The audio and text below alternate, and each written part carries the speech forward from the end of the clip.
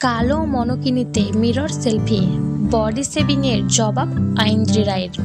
টেলিভিশনে জনপ্রিয় মুখ আইন্দ্রি রায়কে আমরা বহু ধারাবাহিকে গুরুত্বপূর্ণ নীতিবাচক চরিত্রে দেখেছি।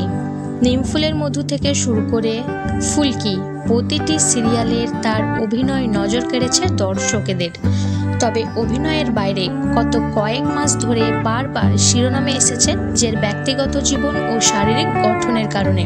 সমালোচনার তীর এতটাই বেড়ে গিয়েছে যে অভিনেত্রীকে সেভিংয়ের মুখেও পড়তে হয় সোশ্যাল মিডিয়াতে। ওজন বেড়ে যাওয়াকে ঘিরে চলতে থাকে নানা কটাক্ষ, এমনকি তাকে ঘিরে গুজব ছড়ায় তিনি নাকি নেশায় জড়িয়েছেন আর সেই কারণেই ওজন বাড়ছে।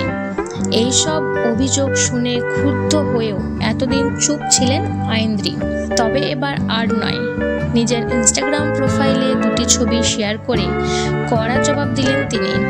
কালো মনোকিনিতে আয়নার সামনে দাঁড়ানো আইন্দ্রি লিখেছেন, কয়েক মাস ধরে অনেক নেতিবাচক সমালোচনা সহ্য করার পর আমি আবার পুরনো অবস্থা ফিরে এসেছি।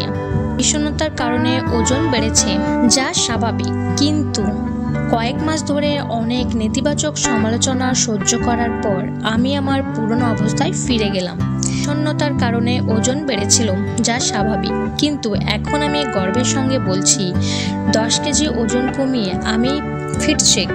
এই পোস্টের পর থেকে নেট দুনিয়ায় প্রশংসার ঝড়। অনেকেই বলছে ফিরে পাওয়ার গল্প নয়, এটি এক প্রকার প্রতিবাদ, আত্মবিশ্বাসের প্রতিবাদ।